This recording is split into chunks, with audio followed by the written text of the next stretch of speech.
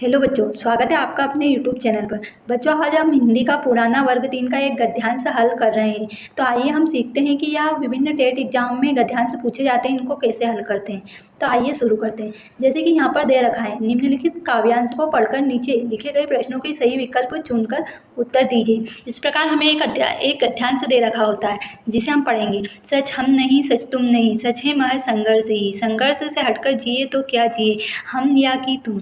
जो नत हुआ वह मृत हुआ, जो व्रत से झरकर कुसुम, जो लक्ष्य भूल कर रुका नहीं, जो हार देखकर झुका नहीं, जिसने प्रणय पाथे माना जीत उसकी ही रही। सच हम नहीं, सच तुम नहीं। ऐसा करो जिससे ना प्राणों में कहीं जलता रहे, जो कहे जहाँ चुपचाप अपने आप से लड़ता रहे। जो भी परिस्थितियां मिले, काटे चुभे कलियां खिले, हारे नहीं इंसान है संदेह जीवन का यही, सच हम नहीं, सच तुम नहीं। इस प्रकार एक गद्यांश दे रखा होता है और उसके नीचे क्वेश्चन दे रखे होते हैं, तो उनको हमें हल करना होता है। जैसे कि यहाँ पर पहला प्रश्न दे रखा है, कवि ने किसको सच माना है। तो हमने पढ़ा था यहाँ पर, कवि ने पूरे गद्यांश में संघर्ष को सच माना है, तो इसका आंसर क्या होगा, संघर्ष होगा। तो आइए हम दूसरा क्वेश्चन दे रहे थे। जैसे कवि के अनुसार जीत किसकी हुई, तो हमने पढ़ा था कि कवि के अनुसार प्रणय को पाथे मानने वाले की जीत हुई है, मतलब जो हार नहीं मानता है। फूलों के साथ चलने का तात्पर्य क्या है, तो फूलों के साथ चलने का हमने पढ़ा था कि खुशबूदार चीजों के साथ बगीचे में विचरण करना, जंगल के रास्ते पे, या सुविधा भोगी जीवन का। तो फूलों के साथ चलने का तात्पर्य इसमें सुविधा भोगी जीवन दे रखा है। कांटे और कलियां किसका प्रतीक है, तो हमने पढ़ा था कि कांटे दुख और कलियां सुख का प्रतीक है। नत व्यक्ति किस तरह मृत हो जाता है, तो हमने पढ़ा था कि जैसे व्रत से झरकर कुसुम, यह गद्यांश में दे रखा है। किसने लड़ने की प्रेरणा कवि को दी है, तो हमने पढ़ा था कि चुपचाप अपने आप से लड़ने की प्रेरणा कवि ने हमें इस गद्यांश में दी है। जीवन का क्या संदेश बताया गया है, तो इंसान को कभी हार नहीं मानना चाहिए, यह संदेश बताया गया है। साकेत एक महाकाव्य है, निम्न में से दो विराम चिन्हों का प्रयोग हुआ है। तो साकेत एक महाकाव्य है, तो इसमें एक पूर्ण विराम और एक उदाहरण चिन्ह का प्रयोग हुआ है, तो इसका चौथा आंसर सही होगा।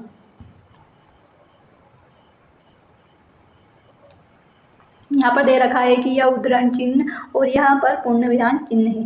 भाषा शिक्षण का सरल उपाय है, तो स्कूलों में जीवन को बाहर, यहाँ पर यह पेडोलॉजी का क्वेश्चन है कि भाषा शिक्षण का सरल उपाय है। तो स्कूल जीवन को बाहर के जीवन से जोड़ा जाए, पूरी तरह से रटा देना चाहिए, शिक्षक को लगातार बोलने देना दिया चाहिए, या अंग्रेजी के शब्दों का प्रयोग किया जाना चाहिए। तो स्कूली जीवन को बाहर के जीवन से जोड़ा जाना चाहिए। इस प्रकार एक दो क्वेश्चन पेडोलॉजी के भी दे रखे होते हैं। शुद्ध शब्द है, तो इसमें से शुद्ध शब्द बताना है हमें। यहाँ एक हिंदी व्याकरण का क्वेश्चन है, तो इसमें से उज्ज्वल पहले वाला सही है। आशु भाषण का अर्थ है, तो आशु भाषण का अर्थ क्या होता है, विषय को एक दिन पहले बता देना, विषय पर चर्चा परिचर्चा करवाना, किसी विषय पर तत्काल बोलना, विषय को रटकर बोलना। तो आशु भाषण का अर्थ होता है किसी विषय पर तत्काल बोलना। श्रव्य प्रसारण माध्यम के अंतर्गत रखा जाता है, तो इसमें हम पढ़ते हैं कि श्रव्य प्रसारण माध्यम के अंतर्गत समाचार पत्र, रेडियो, पोस्टर, विविध पत्रिकाएं। तो इसमें श्रव्य प्रसारण के माध्यम के अंतर्गत रेडियो आएगा, इसमें रेडियो आंसर सही होगा। और अगला पढ़ें, नदी का पर्यायवाची, तो नदी का पर्यायवाची भवानी, सू, सरिता, गिरी, तो नदी का पर्यायवाची सरिता है। सागर, गागर में सागर भरना मुहावरे का अर्थ है, तो गागर में सागर भरने का मुहावरे का अर्थ है थोड़े में बहुत कुछ सीखना, थोड़े में बहुत कुछ कहना या बहुत कुछ सीखना।